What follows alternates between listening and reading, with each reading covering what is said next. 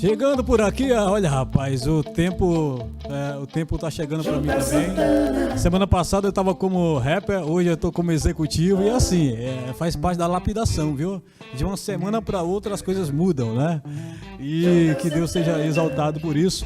Eu quero começar o Radiamante, independente da plataforma que você nos ouve, nos assiste nesse momento, né? Inclusive pela BMC Channel, onde a gente está gravando agora, e pela Rede Everest, bem como as plataformas digitais, como Apple Podcast, Spotify, também no YouTube, é claro, né? Mas olha, o Radiamante sempre começa com uma mensagem baseada na palavra de Deus. Eu quero começar lendo com você em Jeremias, livro do profeta Jeremias, capítulo 29, alguns versículos a partir do primeiro, que diz assim: são estas as palavras da carta que o profeta Jeremias enviou a Jerusalém, ao resto dos anciãos do cativeiro, aos sacerdotes, aos profetas e ao povo que Nabucodonosor havia deportado de Jerusalém para a Babilônia. Passando para o versículo 10, assim diz o Senhor: logo que se cumprirem para a Babilônia 70 anos, atentarei para vocês e cumprirei a promessa que fiz a vocês, trazendo-os de volta a este lugar. Versículo 11: eu é que sei que pensamentos tenho a respeito de vocês, diz o Senhor. São pensamentos de paz e não de mal, para dar-lhes um futuro e uma esperança. Então vocês me invocarão, se aproximarão de mim em oração e eu os ouvirei. Vocês me buscarão e me acharão quando me buscarem de todo o coração. É uma palavra que vira e volta, ela acaba vindo para mim, né? E eu gosto de dividir o pão. Me alimento do pão que vem do céu e compartilho com você nessa manhã aqui no Radiamante. Não vou me demorar muito não nessa reflexão, mas que a palavra possa falar mais ao seu coração. E já está aqui conosco o nosso convidado, né? É o famoso Vespa, né? E quando eu digo famoso é literalmente porque, pelo que eu soube aqui dos bastidores, rapaz, o homem tem história. É jovem, mas tem história. Vespa, bom dia, boa tarde, boa noite, dependendo do horário que o pessoal está nos assistindo. Tudo bem com você? Fala mais pertinho aí, né? Isso. Primeiramente agradecer aí a oportunidade, o convite e grande satisfação poder estar com vocês. Olha, eu fiquei sabendo que você é um cara literalmente envolvido no mundo hip hop e que veste a camisa, né? Que você tem isso como a sua paixão da vida. Chegou a ser, inclusive, reconhecido internacionalmente, já na área de uma coisa que também faz parte do hip hop, está intrínseco ali, que é a arte das ruas, do grafite. E eu gostaria de saber, primeiro, como é que você começou, assim, porque ninguém começa nada, cismei de ser grafiteiro, né? Sim. E cismei de ser rapper. Como começou a música e o grafite na sua vida e quem veio primeiro? Eu faço parte da cultura hip hop desde 92. O meu início ali foi a dança, né? Comecei através do breaking. Ah, legal, break. Todo mundo gosta de break, né? O breaking é a minha essência, assim. Então, ali em 92 para 93 e em 98 foi onde eu me inseri no grafite. Eu comecei a pintar nas ruas. Interessante que você falando do grafite e do break são coisas que parecem diferentes, mas que fazem parte da cultura hip hop, porque o hip hop não é só música, ele envolve vários fatores, né? Sim. A dança, a arte do grafite e a música. E a discotecagem. Ainda tem isso. E o DJ.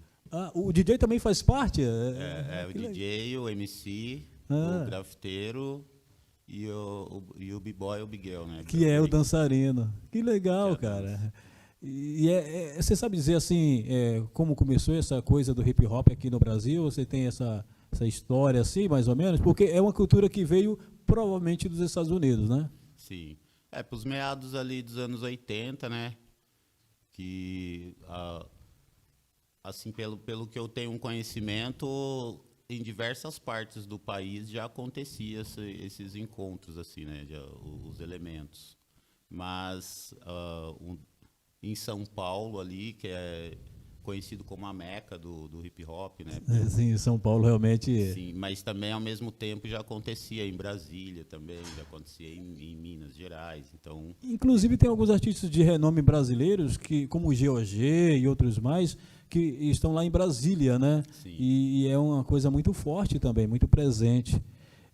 Mas e aí você começa na parte da música como, nessa história aí? Na dança, eu começo ali no fundão da Zona Sul, no conjunto Eumano Ferreira Veloso, conhecido bastante como o bairro também devido a ter a feira do Colonial ali, né? E através das ruas ali eu conheci uns amigos dançando e dali em diante comecei a sair dos bairros para dançar em outros lugares e foi acontecendo. Nos bastidores aqui a gente estava falando sobre essa questão das batalhas que acontecem, né?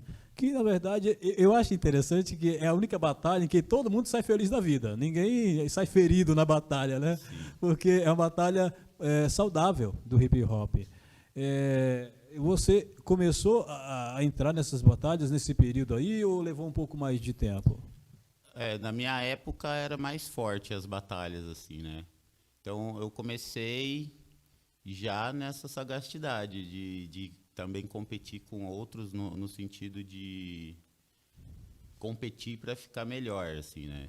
A gente tinha que ter alguns rivais para poder treinar e ficar bom. É o que motiva, né? E foi justamente essas batalhas que me tirou da cidade, assim, né? No começo, de ir competir em outros lugares.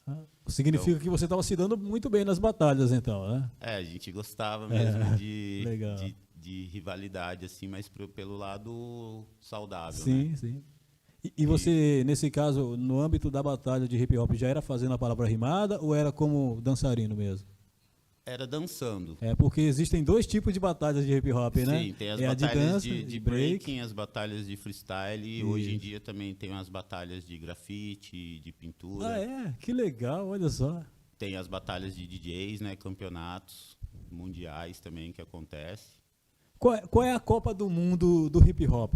Existe algo assim relacionado, equivalente a uma Copa do Mundo do hip hop? Hoje em dia tem diversos campeonatos assim espalhados no mundo, né, que cada um tem sua importância.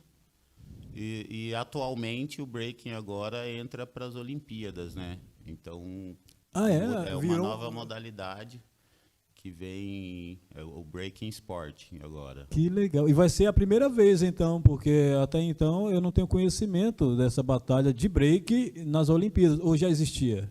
Não. Inicia agora na próxima Olimpíadas do ano que vem, já terá uma seleção brasileira, né? Imagina a felicidade da galera que conseguiu conquistar o espaço numa competição conhecida já, né, há tantos séculos, porque começa lá em Roma, mas vem até aqui, até os nossos dias. Essa questão do reconhecimento, né, que você falou, que começou a viajar através, inclusive, das batalhas. Veio um reconhecimento para o seu nome, né? O Vespa, dentro disso aí, ou foi mais ligado ao grafite? Como é que foi? Foi mais voltado ao grafite já. A dança, em 98 ali, quando montamos uma crew, chamados Aliados Force Crew, que juntou, era praticamente umas 20 pessoas. Legal. Entre B-Boys e B-Girls. É bastante gente para uma equipe, né? Andar viajando pelo mundo, né? E aí, nesse tempo, alguns foi parando, outros novos chegando. Então, até hoje, estamos na 6ª geração, praticamente, do grupo, que ainda existe. Continua valendo. Ainda continua. Aqui em São José, tem mais alguém que faz parte dessa equipe, ou é um de cada cidade? Como é que é? O de breaking tem 2 que é de Jacareí e 4 daqui de São José. Mandar um dessa abraço. Geração, né? Mandar um abraço, então, para essa galera. Não vou falar nomes aqui, para não cometer gafes, né? Mas repete o nome do grupo aí. Aliados Force Crew. Aliados Force Crew, né? Um abraço, então, para toda essa galera que representa o hip hop paulista, nacional, em todo o mundo, né? Sim. Eu gosto de fazer sempre uma pergunta que deixa assim, você meio reflexivo. De tudo que você faz, que é muita coisa, grafite, não vou falar do hip hop, porque o hip hop já é tudo isso, né? A música, a dança, de tudo que você faz, qual é a sua maior paixão, se é que existe dentre todos esses? A dança ainda mantém pulsando no coração. Porque independente de qualquer outro lugar que eu esteja pintando, e se toca uma música que bate, né, a nostalgia, eu sempre acabo dançando também com todo mundo. Então, e a música tem aquela coisa da integração, né? Sim, envolve as pessoas. É um momento, explosão de felicidade ali, né? Ela bate, toca onde você tá, acaba dançando. O nome Vespa, é claro que esse não é o seu nome de batismo, né? Nome de nascença, mas veio através do grafite ou foi propriamente no hip hop em si? Porque, por exemplo, para quem não sabe, antes de você responder isso aí, segura aí, né? O meu nome, Jodel Santana, começou como apenas Jodel justamente por causa do hip hop, por causa da questão do grafite. Eu não sou um Vespa da vida, mas comecei aos 14 anos também fazendo grafite, né? Não era piche, tá? Era grafite mesmo, era desenhando, né, figuras e letras e tudo. E alguém me batizou com esse nome, perguntou qual é o seu nome completo. Aí ele foi lá e criou um pseudônimo, Jodel, e me batizou. Com você aconteceu dessa mesma forma? Como é que foi? Foi exatamente isso também, através do grafite, né? E foi um pseudônimo que eu escolhi. Que pegou? Que, assim, na verdade, essa época eu dançava bastante e quando eu comecei a pintar, eu também queria um apelido, né? Então, esse veio na mente naquela época e eu achava um nome forte, assim, de soletrar, poucas letras também. Que não ia dar certo a abelha, né? A abelha produz maior, mel. Né? A Vespa já vai lá e né, é imponente. Então, né? E aí, assim, o nome, na verdade, é mais um pseudônimo mesmo, não é por causa do inseto e nem pela motinha Não antiga, é propriamente, né, pelo significado, né? Mas pelas letras assim, que eu gosto muito também. Legal. Então, foi um apelido mesmo. E dá para falar o seu nome original ou mantém segredo? Meu nome é Claudinei. Claudinei, é totalmente diferente, né? Acho que Vespa é mais fácil. E olha, eu vou contar uma coisa que eu não gosto de comentar em todo canto, mas já que você falou o seu nome, eu vou falar, né, também aqui. Poucas pessoas me conhecem como José Adelson, né? Mas a ideia do nome Jodel foi juntar os dois nomes, né? Então, no meu caso, já estava ali intrínseco. No seu, foi uma coisa criada realmente, né, do zero ali, porque ninguém vai nascer com esse nome, mas tem que ter uma ideia para criar. E no momento que você vira o Vespa, até o momento que você é reconhecido internacionalmente, qual foi a sua maior conquista nesse período aí? Acho que a experiência de sair a primeira vez do país. Qual foi o seu primeiro país? Foi a Argentina. Argentina. Você foi lá nos Hermanos para fazer o quê? Dançar ou fazer? Pintar. Pintar. Que Sim, legal. Todos os lugares que eu viajei na vida, assim, praticamente 98% dela foi devido ao grafite. Então tem a sua assinatura espalhadas por todo mundo, praticamente. Já por diversos países, aí, que legal. 9 países. Olha só. Dá para falar quais são? Para quem tem curiosidade em casa, que você lembra, é claro. Argentina, Chile, Peru, Equador, Colômbia, Portugal, Itália, Marrocos. Olha só. E também tive uma passagem em Dubai e Abu Dhabi. Abu Dhabi, legal, olha só. Numa época que não se falava tanto de Abu Dhabi como hoje, mas era uma cidade já muito conhecida, né, lá na região.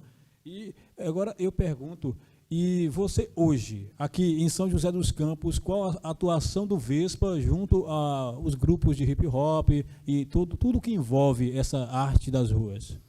O momento atual para mim assim é mais eu tô focado mais no fomentar a cultura do grafite, da arte de rua aqui na cidade, porque sinto essa necessidade, né, de mais evidência para a arte. De mais pintura nas ruas, mais artistas locais. Então, para mim, assim, o meu papel no momento é compartilhar o máximo que eu puder com essa garotada, geração atual. E você tem um grupo, né? Você tem um grupo de pessoas que acompanha esse tipo de arte que, só para você ter ideia, tem muita gente que tem preconceito com o grafite. E o grafite é uma belíssima arte, porque representa o seu pensamento, muitas vezes crítico também, né, e tal. E diferente da pichação, que é com o intuito apenas de bagunçar, de sujar, né, visualmente, o grafite, inclusive, muitas vezes é encomendado por empresas, né? Tem aqui no centro de São José, não sei se é arte sua, né? Mas tem ali um prédio bem no centro, próximo ao calçadão, que é todo grafitado, né? Todo desenhado. Foi você ou foi outra pessoa que fez? Ali foi outro artista, aqui Foi em São outra? José também. É? Então, São José realmente tem recebido bem essa questão da arte do grafite, porque encomendar uma pintura, como é que você vê a recepção de São José a esse respeito? O grafite aqui na cidade ele já teve uma força no passado, ali, né, até o 2001, mais ou menos, tinha muita gente que pintava nas ruas. A partir daí veio um decreto municipal na qual proibiu e passamos por essa proibição por 10 anos Meu na cidade. Deus. Terminou agora em 2011. Isso. E aí, através desses 10 anos, muita gente desistiu, né? Mudou Que desmotiva a galera, o né? caminho. E os poucos que continuaram foi pintando mais para os bairros, para o fundo da cidade, né? Para as comunidades. Para fugir da evidência também, né? E hoje o preconceito diminuiu bastante, ainda temos, né? Sofremos muito com essa parte. E eu vejo um momento de reeducação artística de rua, assim, para a cidade, porque as informações do passado, como era proibido, foi espalhado e divulgado de diversas formas. É que vira uma espécie de contracultura, né? Sim. As pessoas criam uma expectativa negativa a respeito da arte, né? E ainda hoje em dia, agora tá sendo bem visto devido, né, a esse lado comercial da arte também, que está sendo visto de uma outra forma, a valorização está maior. Então, tem essas possibilidades de trabalhos comerciais, que é a encomenda. Encomendas, Legal. E os trabalhos autorais, que mantêm a mesma essência, né, da arte de rua. Aqui em São José, tem algum trabalho visual onde as pessoas possam ver a sua arte em algum local? Tem mais nos bairros, ali para o lado da Zona Sul, aqui no centro, na região. Atualmente, como eu estou morando aqui, né, faz 10 anos que eu moro no centro hoje. Então, a intenção é sempre pintar ao redor de onde eu vivo. Entendi. Então, você quer, ao contrário do que foi feito no passado, que descentralizaram, você quer trazer novamente essa cultura para o centro, é isso? A intenção é que a cidade toda possa ter cor, né? Pode ter desenho, arte. Mas sair daquilo que as pessoas chamam de marginalização, não ligando ao lado o lado ruim da palavra, né? Mas sair daquela questão das margens da cidade e agora ganhar um novo corpo, né, em São José. Até mesmo que é um novo momento, né, para a arte. Então, a gente procura sempre organizar alguns encontros que possa trazer mais artistas de outras cidades, até mesmo de outros países. Legal. E esses eventos a gente organiza mesmo totalmente independente, assim, de forma independente, com a união dos amigos e cai para os bairros ao redor. Tem assim. apoio de alguma empresa, alguém que pode, de repente, ajudar financeiramente para que o evento possa acontecer? Os apoiadores mesmo, geralmente os comerciantes dos bairros que a gente pinta, junta uma contribuição de o artista também contribui com seus materiais. Sim. Então a gente se une e faz da nossa forma, né? A união é o que faz a força, né? Sim. Você tinha comentado sobre um evento que vai acontecer agora, próximo. Que evento é esse? Onde vai ser? E como a gente faz para poder apreciar essa arte? Esse próximo domingo agora vai acontecer a final do Circuito Municipal de Freestyle. Então, peraí, como o Radiamante, ele vai ao ar, a gente grava na quinta, mas vai ao ar no sábado, né, para quem não sabe, e no domingo tem reprise. Então, vamos dizer que, para quem está assistindo agora, sabadão, né, amanhã, que horas? A partir das 4 da tarde. 4 da tarde. Então, na reprise, que vai ter no domingo, o pessoal vai estar naquela ansiedade, né, para poder participar. E tem alguém, além de você que esteja participando, que é conhecido na cidade, que vai estar lá prestigiando o evento? Se eu não me engano, são 16 MCs que vão Olha competir. só, bacana. Aí vai ter toda a parte do Live Paint, que é eu e mais uma outra artista. E terá Live também Paint que você fala, traduzindo, seria uma de pintura ao vivo. Isso. Legal. E também vai ter atração musical, que seria mais 2 MCs. Discotecagem com mais 4 DJs. Então, Bacana. é bastante gente envolvida, fora o público, né, também. Onde vai ser esse evento? Esse vai ser no Galo Branco. Ah, olha só, no Galo Branco. Tá pensando o quê? O Galo É Branco... uma praça também, é aberto, né, para todos então eu que não posso quiser. nem me recusar a participar de jeito nenhum, porque eu estarei lá, né? Então. Para quem não sabe, eu moro no Galo Branco. Eu chamo White Chicken, que é para ficar mais chique, né? Sim. E vai ser na praça principal lá da cidade, do Sim. bairro? Se eu não me engano, tem uma UBS ali, ou uma escola nessa praça. Então pronto, eu já sei até onde é. Convido então você que está em São José, né, está no estado de São Paulo, e por que não a quem está nos outros estados também. Se você é do tipo que ama a cultura, né, e quer apreciar a arte, portanto, lá direto do Galo Branco, com o Vespa e outros MCs, DJs, B-boys, B-girls, né, e artistas grafiteiros, né? Essa batalha ela acontece já todo último domingo do mês, que é a Rinha do Galo. E é sempre lá. Olha Então, só. atualmente São José, de terça a domingo, acontece batalhas em diversos bairros já, né? Cara, Cada uma você tem vai ter um que voltar nome. mais vezes aqui. Você vai ter que começar a Posso falar. trazer os organizadores das batalhas Pronto. também, seria Ó, interessante. vamos criar um novo quadro aqui, já que eu sou ligado à arte do hip hop. Eu me comprometo a trazer cada um. Bete Ricardo aqui, nosso diretor. Ó, é que, muito embora eu pareça um executivo, no meu coração está o hip hop. Eu sou apaixonado e eu gostaria de convidar você a estar trazendo mais pessoas, né, relacionadas ao hip hop, inclusive essas batalhas, esses eventos, para divulgar, inclusive, onde estão acontecendo, tá bom? São José tem bastante talento, muita gente talentosa, principalmente a juventude, né, as garotadas agora, que tem essas referências de batalhas de freestyle acontecendo no Brasil inteiro. Então, tá vindo uma nova safra assim, de artistas bons, né? Então, seu trabalho está surtindo efeito. Está conseguindo despertar a vontade, a curiosidade nas pessoas, né? O que é muito bom.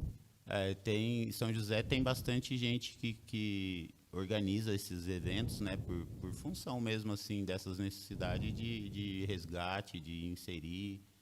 Então, está acontecendo bastante coisa, porém não tem uma divulgação tão grande, né? Não tinha, agora vai ter. Independente, assim, fica mais difícil e ao mesmo tempo a praticidade da internet ajuda. Sim, a liberdade, né? Mas ainda precisa de mais apoiadores, mais gente para somar. E como é que faz para a gente descobrir onde estão esses eventos, lá pela rede social, para descobrir o seu trabalho? Quais são os canais de comunicação do Vespa e desses eventos que você participa? O meu é através do Instagram e Facebook, YouTube, né? É só botar Vespa lá e aparece. Vespa PDF Crew. Opa, então anota aí. Vespa PDF Crew, que é CREW. Isso. E sobre as batalhas, tem um canal, se eu não me engano, é 012 Tem Rimas, onde eles divulgam todos os campeões semanal, né, dos eventos. O resultado dos eventos eles colocam lá. Isso. E tem o desse, no caso, que é de domingo, amanhã, Rinha do Galo. Rinha do Galo. É difícil, mas fica tranquilo, não precisa acionar o IBAMA, não tem nada a ver com galo natural. É rinha sem galo no Galo Branco, né? Sim. Só com rappers, hip hops, b-boys, b-girls, DJs e grafiteiros, né? A galera do hip hop. Vespa. Os 4 elementos inseridos. É isso mesmo. Foi uma satisfação recebê-lo aqui. O nosso tempo é curto, né? Na sequência vai vir aí o quadro do Momento Alexia com as meninas da Alessia, mas eu gostaria de agradecer, né, por você ter cedido o seu tempo e já convido a vir outras vezes trazendo essas novidades aí relacionadas ao hip hop. Você está convocado para divulgar. Agora já não tem mais essa questão da não divulgação do hip hop. A partir de agora o Radiamante se compromete em divulgar os eventos aí que acontecem pela cidade. Muito bom, agradeço também o espaço de poder compartilhar, né, um pouco da nossa vivência e, com toda certeza, o que a gente puder fazer para agregar e trazer mais para fortalecer a cultura hip-hop, a gente está aí para somar. Pronto, no próximo programa eu vim até mais estilo hip-hop, que hoje eu vim mais executivo, tá bom? O trabalho requer isso aí, mas o hip-hop está no coração, e quem é apaixonado pelo hip-hop, você sabe como é que você vive isso, né? Mas eu quero agradecer aqui ao Vespa, agradecer a Luciana que fez a ponte, né? Luciana Caravaca, sempre presente aqui.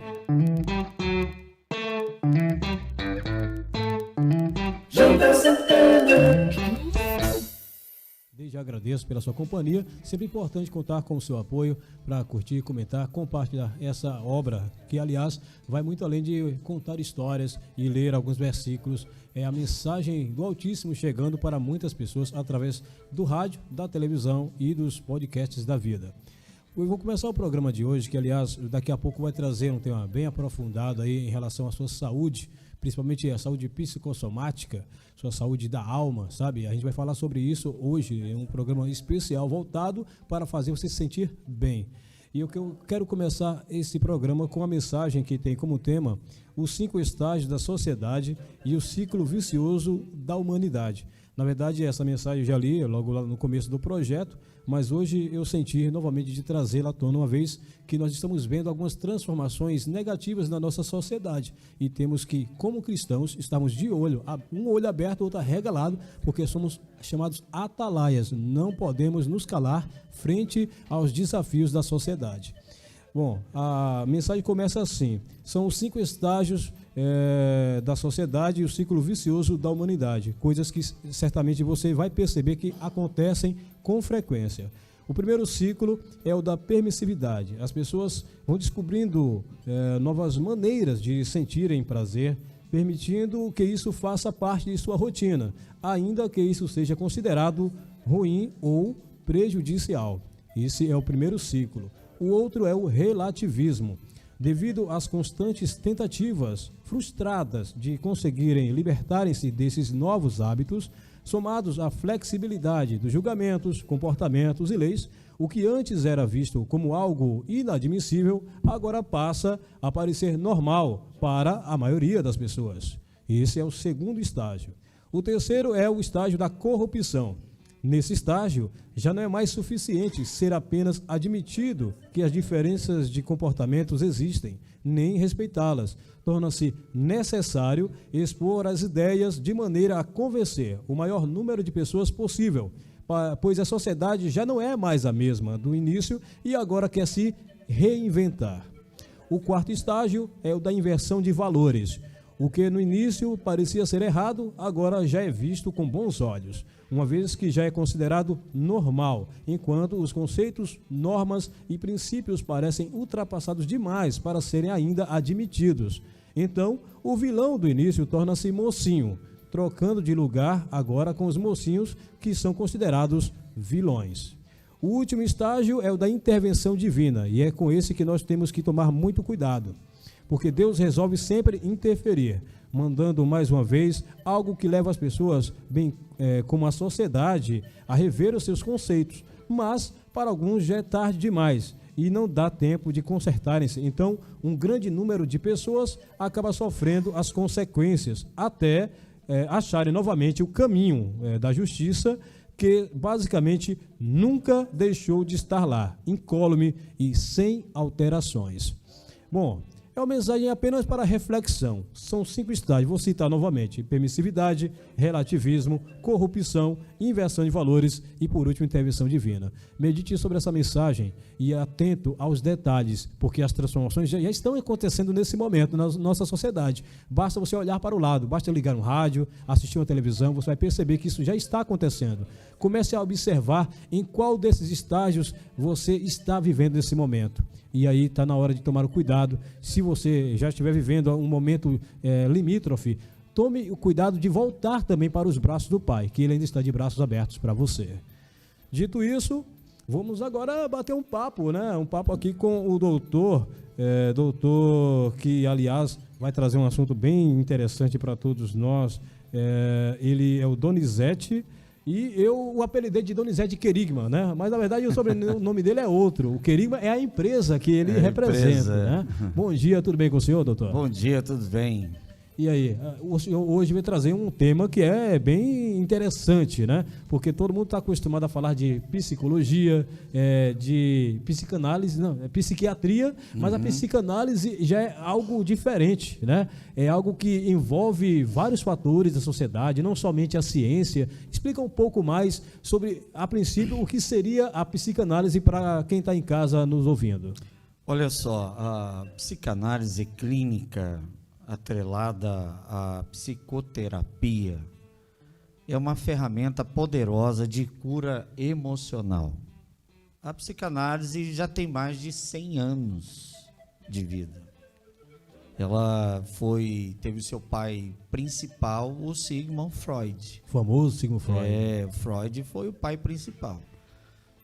Hoje já se soma mais de 20 pais importantes da psicanálise clínica, mas a gente tem alguns nomes que são mais proeminentes, né? Você tem o Freud, depois vem o Carl Jung, foi um grande amigo e fomentador de Freud, e fez a ideia da psicanálise crescer muito. Espalhou a ideia. Espalhou muito, assim, de um modo mais aplicativo, criando manejos e ferramentas curativas mais clarificadas do que as de Freud, mas começou com ele.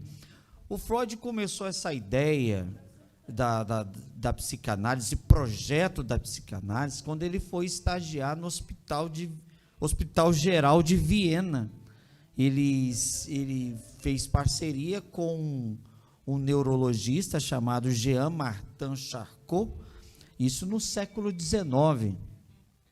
O Charcot estava fazendo várias experiências, porque no século XIX estava tendo um surto de histeria na França.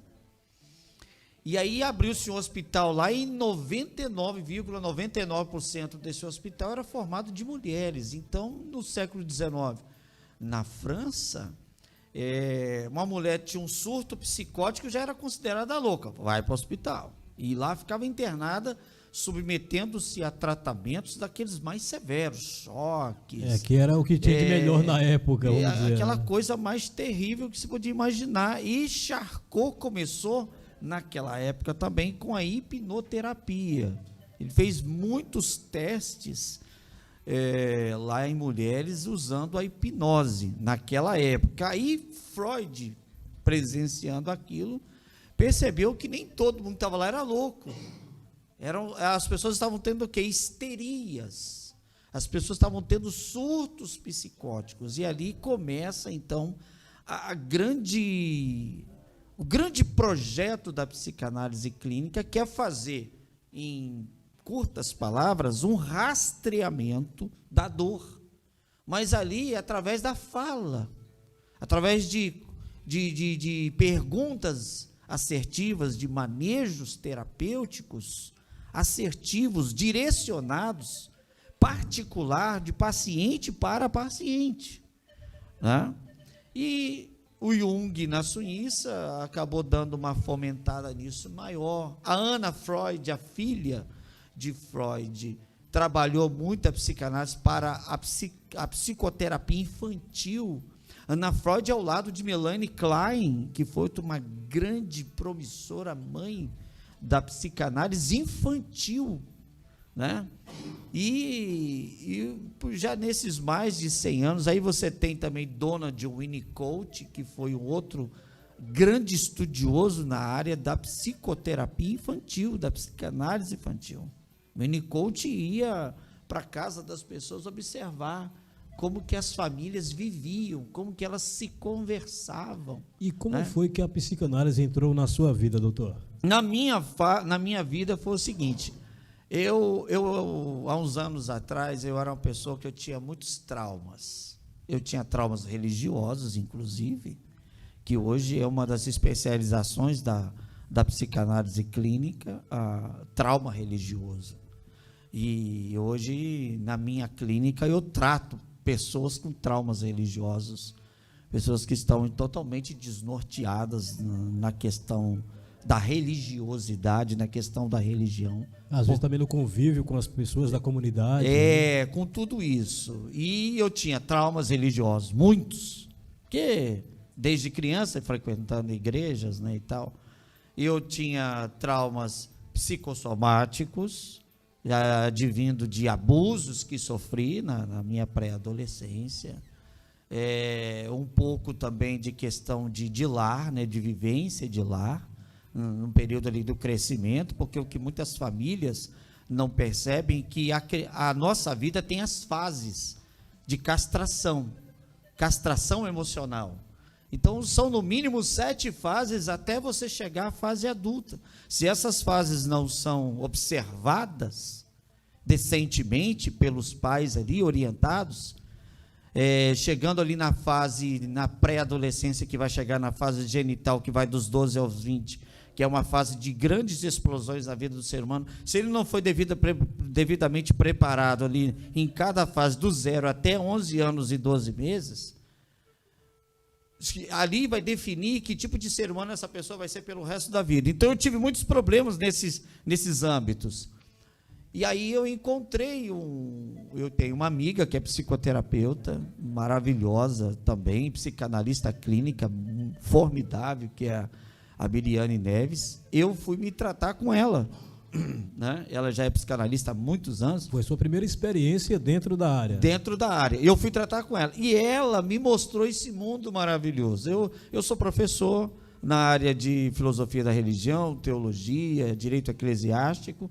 E Você já era um estudioso, mas ainda não tinha entrado na psicanálise. Não, ainda não tinha conhecido. Na verdade, assim, psicologia pastoral eu já tinha um acesso, já tinha uma noção.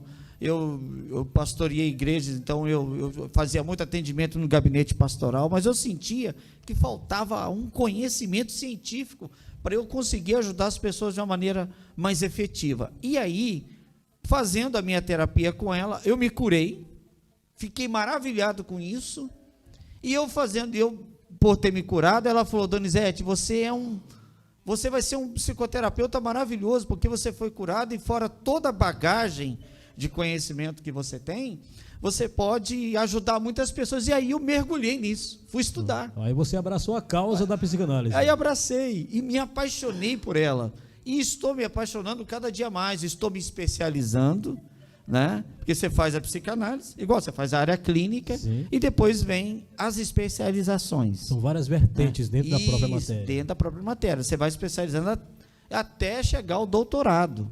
Né? E aí você tem as especializações várias, e trauma religioso é um, sexualidade é outro, transtorno psicopatológico é outro. Que aí já diz respeito direto às doenças, né? Só para você entender, estou falando aqui com o doutor Donizete, eu nem falei seu sobrenome. Qual é seu sobrenome? É Silva. Silva, pronto. Donizete Silva, é do povo. Isso. E Querigma é o nome da clínica onde ele atende, né? Por sinal, fica aqui próximo, né? Fica aqui no centro de São José. Isso. Aqui. Daqui a pouco a gente vai falar os contatos também, endereço para quem quiser conhecer. Mas olha, o Donizete, é um doutor que, além da sua bagagem, que ele já fala, né? Religiosa, por ser um estudioso também, né? De outras matérias, da filosofia e tudo mais, ele é um dos poucos que ainda leva a psicanálise para tratar problemas religiosos. Porque muitas pessoas atentam sempre aos detalhes de doenças, e aí aqueles que são céticos vão atribuir a doenças puramente físicas ou intelectuais, vamos dizer assim. E aqueles que são mais religiosos vão atribuir sempre a Deus ou ao antiposto, né? O adversário. E nesse caso a psicanálise entra como meio campo, porque ela usa a ciência para justificar também alterações espirituais. Como seria, no âmbito espiritual, um tratamento de uma pessoa que hoje, por exemplo, se viu diante de uma situação que não consegue sequer frequentar uma congregação porque teve uma experiência negativa com a sua comunidade? Olha só, aí o que você acabou de dizer é basicamente o trauma religioso. A pessoa, de qualquer religião, o ser humano, ele é muito espiritual, né? As pessoas direcionam a sua espiritualidade àquilo que ela acha correto. E essa é a grande maravilha da liberdade de expressão, da liberdade de direcionamento. e o livre-arbítrio, né? A pessoa, ela escolhe em que ela quer repousar a sua espiritualidade. O que não pode é o ser humano achar que ele não tem o lado espiritual, que tudo é só matéria, que tudo é pó, morreu, acabou. Não existe isso. 8 ou 80. Não, de jeito nenhum. A pessoa, a gente tem que tratar o nosso corpo, nós temos que tratar a nossa alma e nós temos que tratar o nosso coração. Por isso que na clínica eu trato um triângulo terapêutico que eu uso lá como manejo que a gente tem lá, que é tratar mente, alma e coração. Os três estão interligados. Tricotomia, né? Exatamente, os três estão interligados. E aí tem essa parte do trauma religioso. A pessoa teve lá sabores dentro do seu campo religioso, que pode ser qualquer um, não só o cristão evangélico, pode ser o cristão católico, pode ser o espírita, pode ser qualquer outra vertente de crença que basilada na fé religiosa, a pessoa pode ter lá problemas de sabores, decepções, desavenças. E aí ela projeta essa culpabilidade ao Deus daquela fé. Ela diz, o culpado disso é Deus, o culpado disso é aquilo, o culpado disso é aquilo. Ou o adversário, no Ou caso. outra pessoa, foi por causa dele que eu larguei isso tudo, que eu me desviei, etc. Isso aí a pessoa começa a ter, a pessoa pode apostatar da fé, inclusive, e aí diante disso a pessoa cria um trauma. Ela não quer mais ir lá onde ela ia, ela não quer ir mais lugar nenhum, e não quer saber de Deus, não quer saber do seu Deus, não quer saber de nada. E aí entra o manejo psicanalítico que faz a pessoa ressignificar a sua fé. Né? Porque quando o ser humano não trata o seu lado espiritual, ele morre mais rápido. Que é chamada, tem as duas mortes, a morte física e a morte espiritual. Nesse caso, é a morte espiritual antes mesmo da física. Antes mesmo da física. E a morte espiritual contribui para a física chegar mais rápido. Sim, porque acarreta em problemas de saúde físicos também. Né? Saúde física, saúde emocional e comportamentos que levam a pessoa a uma autossabotagem, uma autodestruição mais rápido. A outra vertente da sua pergunta trata-se da pessoa se conhecer. O grande lance da psicanálise clínica e da psicoterapia, e principalmente a minha psicanálise clínica e a minha psicoterapia, ela é fundamentada na palavra de Deus, e por ela ser fundamentada em basilares cristãos, não significa que eu sou religioso dentro do meu processo terapêutico. Exatamente, por fazer esse meio campo é que você acaba tendo esse cuidado de respeitar as demais religiões. Né? Exatamente, eu respeito. Eu tenho pacientes lá que são ateus, outros... Sim, inclusive, para você ter ideia, nós estamos falando aqui, né? Ele naturalmente tem a religião dele, mas como profissional, ali tratando uma pessoa que é budista, que é shintoísta, que, enfim, independente da religião, você chega precisando de uma ajuda profissional, ele vai conseguir atender você, né, dentro da sua religião, sem, por exemplo, interferir naquele que é o seu credo, não é isso? Exatamente, a gente não interfere na fé de ninguém, a gente respeita isso. Quando você vai à minha clínica, você vai para ser tratado psicoterapeuticamente. Eu, por ter minha especialização em espiritualidade, eu percebendo que o caminho mais rápido para a sua cura é através de um entendimento do seu eu espiritual, eu vou te dar o aconselhamento, o direcionamento nesse ponto, entendeu? Mas respeitando definitivamente a sua fé. Eu tenho a impressão, e eu posso estar enganado, se tiver, peço que me corrija, que a maioria dos tratamentos, né, não somente na psicanálise, mas na psicologia, na psiquiatria também, tem muito essa questão de primeiro identificar, fazer a identidade da pessoa que está sendo tratada.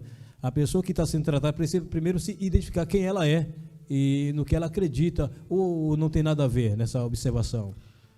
Esse é um ponto que eu pergunto, só para eu saber, para eu fazer preâmbulos de diagnósticos. Análise mesmo. Isso não interfere inicialmente.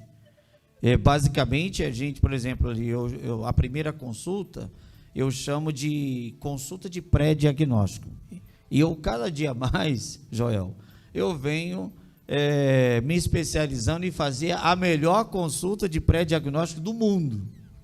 Porque a pessoa senta ali na sua primeira consulta comigo, ela precisa, no mínimo, de algumas respostas ali na primeira. Sim. Entendeu? Para não parecer que ela está sentada ali, eu estou louco para vender um pacote de consultas para ela. Até porque a pessoa chega ali cheia de conceitos e preconceitos, às vezes até com medo do resultado, de não curar, ou de repente acabar acarretando em problemas maiores. E aí esse primeiro contato é justamente para entender a real necessidade dessa pessoa, é isso? Isso, mas a gente vai fazer o quê? A pessoa começa a contar ali a situação, faz ali a anamnese, né, e tal.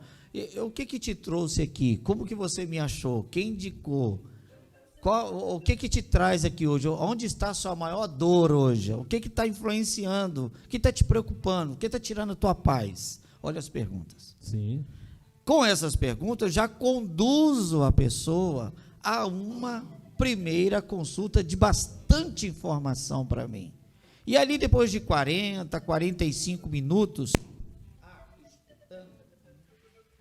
Espera aí. Corte.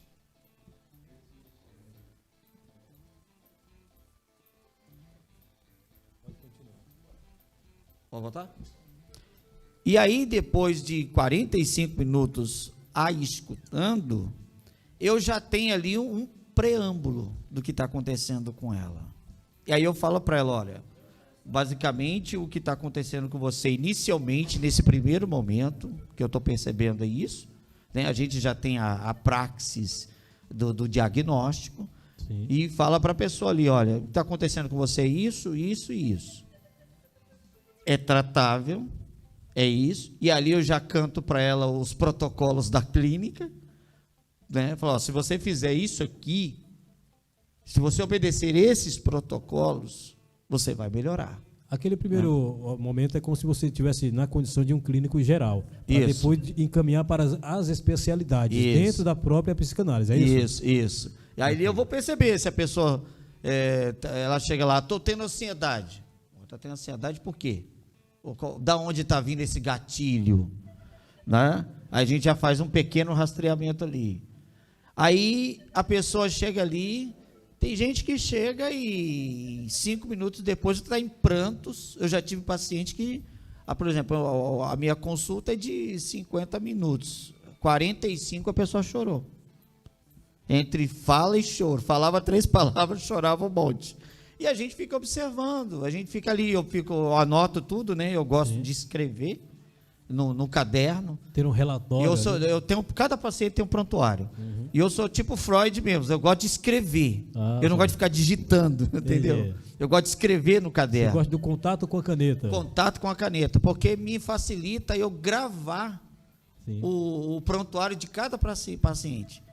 O paciente chega lá na outra semana, antes de eu abrir o prontuário, eu já estou fazendo pergunta, aquilo que eu te pedi semana passada, não sei o quê. Eu olho para a pessoa, parece que eu abro uma gavetinha assim na minha mente. E olha que não são poucos os clientes, né? Porque imagina, né? Em média, quantos clientes que você consegue atender por dia? Olha, para ter um atendimento de qualidade assim mesmo. Atendimento de qualidade, eu já consegui atender 10 por dia. Poxa, é bastante, hein? Já consegui atender 10. Mas parei 8, 9 da noite. Mas eu vou falar para você, eu estou fazendo planejamento para atender no máximo 6 por dia, porque eu consigo atender 3 bem de manhã, consigo atender 3 bem de tarde, consigo almoçar, ter o meu horário de almoço tranquilo. Senão depois você que vai estar precisando de um psicanalista também, entendeu? Né? Depois eu vou assim, cadê o psicanalista? Foi passar 30 dias no meio do mato aí, porque está muito cansado. Sim. Mas hoje... assim, a minha fase hoje está sendo entre 7 e 8 por dia, que eu atendo, e atendo desde pré-adolescentes até gente de mais de 50 anos, 60 anos. E isso que a gente fala de 6 a 10 que ele mencionou, é justamente pelo fato de cada sessão durar em torno de 45 a 50 minutos. Isso. E o paciente precisa ter essa atenção, né? Aquele momento ali é só dele, né? Então nós não temos código de barra, cada pessoa tem o seu problema individual. Agora, doutor, eu gostaria que o senhor falasse também para as pessoas como identificar, assim, se de repente está com esses sintomas para poder procurar, porque às vezes a pessoa está pensando, eu estou sofrendo de ansiedade, mas é outro problema. E aí, quais são as características da pessoa que realmente está necessitando de imediato fazer uma consulta com o senhor? Olha só, quebrando aqui já um paradigma. A pessoa que fala assim, eu não preciso de terapia, é a que precisa. Todo mundo que se ouvir falar assim, eu não preciso de terapia, eu não preciso fazer psicoterapia, eu não preciso de psicanalista. Mentira, precisa. Pode levar lá que eu detecto que precisa. Bom, eu vou te falar pelo menos 3 diagnósticos campeões que eu tenho na minha clínica. Primeiro, diagnóstico número 1, crise de ansiedade. Nada vem do nada. A crise, ela tem um gatilho. Ela tem um gatilho. Por exemplo, eu trato uma paciente que é adolescente e ela fala que determinada hora do dia, determinada hora da noite, independente do lugar que ela esteja, vem a crise. E aí, nós fazendo ali com ela o rastreamento, conseguimos voltar com ela no momento da crise, não por hipnoterapia, conversando. Sim. Comando de programação neurolinguística mesmo. Ouvindo a pessoa. Ouvindo a pessoa. Conseguimos fazer com que ela voltasse na sua mente 5, 10 minutos antes da crise. E ela conseguiu dizer para mim, olha, toda vez que vem a crise, antes vem um vazio. Então, quer dizer, a pessoa está ali com o diagnóstico, aí ela vai assim, vou tomar um chazinho, vou fazer uma coisa, mas é só paliativo. O Carl Jung, que é um excelente pai da psicanálise, ele disse que quando eu entendo, eu evoluo para compreendo. Quando eu compreendo, eu me ressignifico. Que legal. Então, bonito. Quer dizer, a linha da psicanálise é essa coisa maravilhosa. Você precisa entender o que está acontecendo com você. Segundo, você precisa aceitar a realidade. Muitas pessoas não querem aceitar, aí fica se sabotando. Terceiro, você precisa obedecer o terapeuta. Então, o primeiro diagnóstico campeão são as crises de ansiedade. Outro diagnóstico campeão que a gente tem lá na clínica, que sempre está aparecendo lá, as pessoas sentam lá, as pessoas não sabem o que está acontecendo com elas, estão perdidas. Então tem a crise de ansiedade, tem os medos incontroláveis, a pessoa tem medos incontroláveis. Que aí já é classificado como pânico. Isso, não chegou nem no pânico ainda, a pessoa tem medo de alguma coisa, escuta coisas e tal, tem uma série de fomentos. Então ela chega lá e fala assim, eu estou com medo de fazer isso, estou com medo de fazer aquilo e tal, A gente vai fazendo isso aí. Então tem crise de ansiedade, crise existencial, crise de identidade. E está acontecendo com adulto. Quando fala isso, pensa que é com adolescente, com criança, com jovem. Não, com adulto, já pessoa formada, casada. Né? Pessoas assim, está tendo um problema, por exemplo, eu dou lá também terapia pré-nupcial, eu dou terapia pré-natal e dou também terapia para casais. Lá também. E falando em lar, nosso tempo já está meio corrido e daqui a pouquinho vai ter o BMC Notícias, né? onde é que fica o seu endereço para quem está aqui em São José dos Campos, para quem está na região do Vale do Paraíba e para quem está também espalhado pelo Brasil, mas que gostaria e precisa realmente ter essa solução para o seu problema, porque eu sei que não são poucos na nossa sociedade que vive à beira de uma falência, vamos dizer assim, né, psicossomática, onde a maioria das pessoas sofrem de ansiedade, de estresse ou até de depressão. Onde é que fica o endereço da Clínica Querigma? Olha só, aqui na cidade de São José, fica aqui bem chegadinho no centro, é na rua Maurício Diamante, número 28, sala 3, no espaço Diamond. Tá? Aqui no centro mesmo. Aqui no centro. Rua Maurício Diamante, número 28, sala 3, no espaço Diamond, aqui no centro. O meu Instagram, quiser me chamar lá no direct, é @Querigma Solutions. Lembrando que Querigma com K. Querigma com K e G mudo. Querigma Solutions. Eu até pensei que isso era japonês quando vi esse nome aí. Ah, é? Não, é porque Querigma é grego, né? Sim. Querigma é grego e significa o contador de notícia boa. Olha só. Então, eu sou uma espécie de Querigma, então. Né? Contador de notícia boa. Você pratica o Querigma. Que bacana. Né?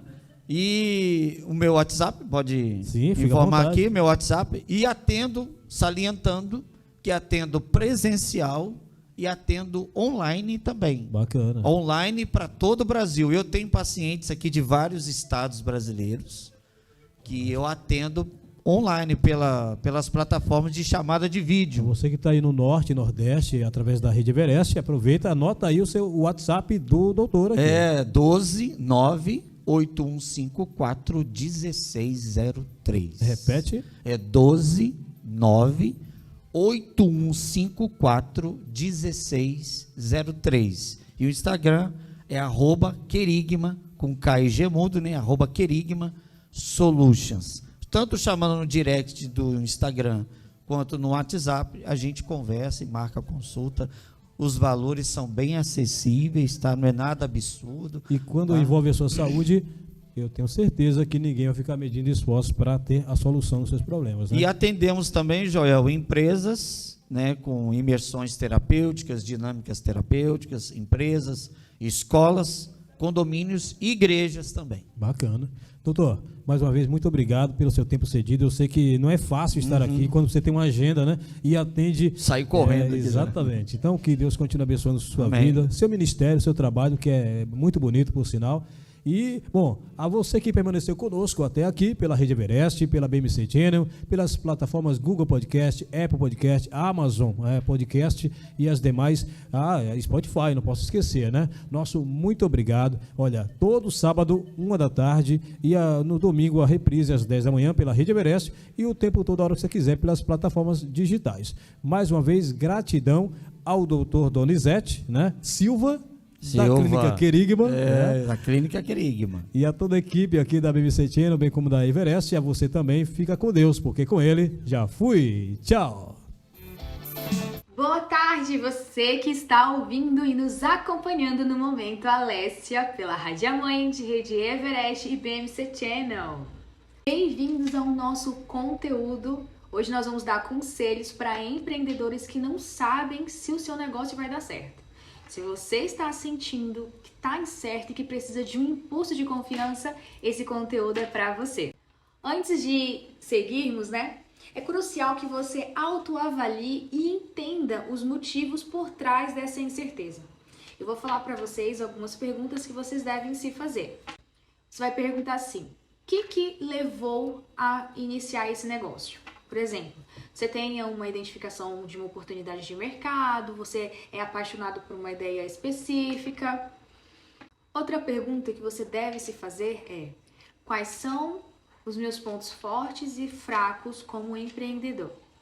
Talvez você seja uma pessoa ótima em se comunicar, né, com seus clientes, porém você tenha dificuldade aí em lidar com as finanças do seu negócio. Quais são os recursos que eu tenho à minha disposição? Pode ser um bom capital inicial, uma rede de contatos sólidas, habilidades técnicas específicas, tudo isso você deve ponderar.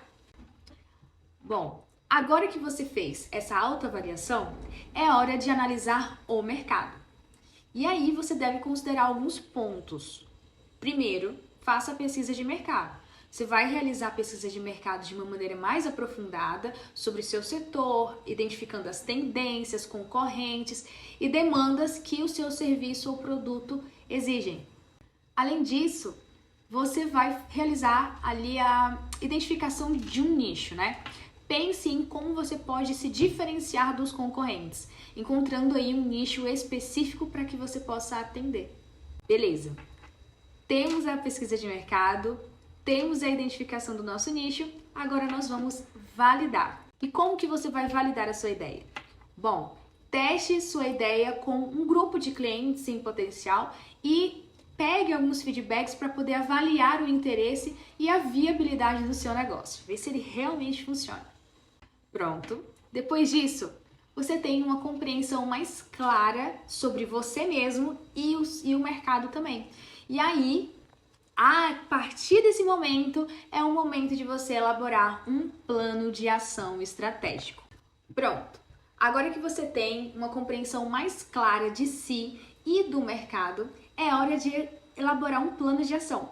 E aí eu vou deixar para vocês aí alguns passos importantes para que você faça isso. Primeiramente, você vai definir as metas. Estabeleça as metas claras e mensuráveis para o seu negócio, tanto a curto prazo quanto a longo prazo. Depois você faz o desenvolvimento do plano estratégico.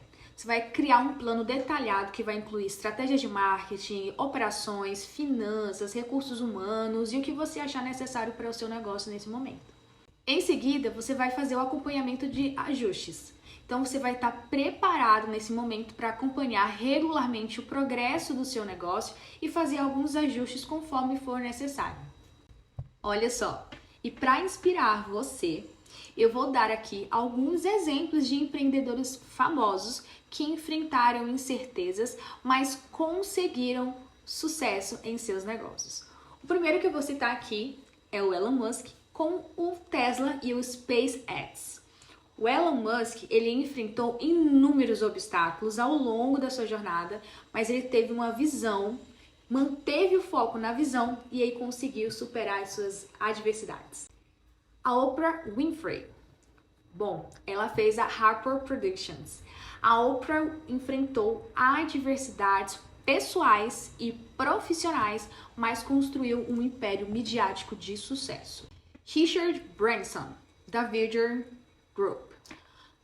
O Richard, ele lançou várias empresas e enfrentou fracassos, só que ele nunca desistiu.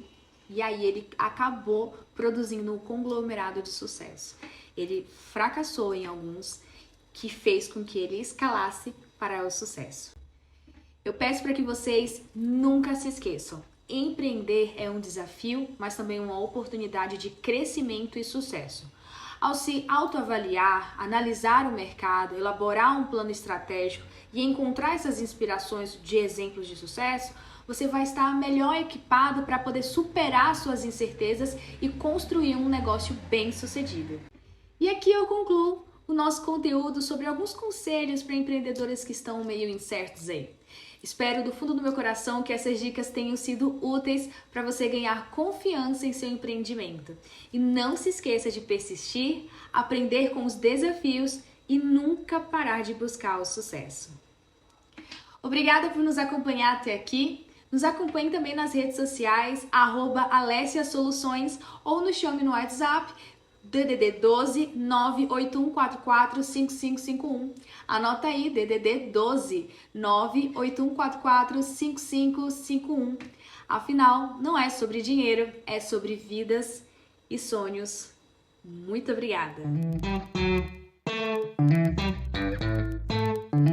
Janta Santana.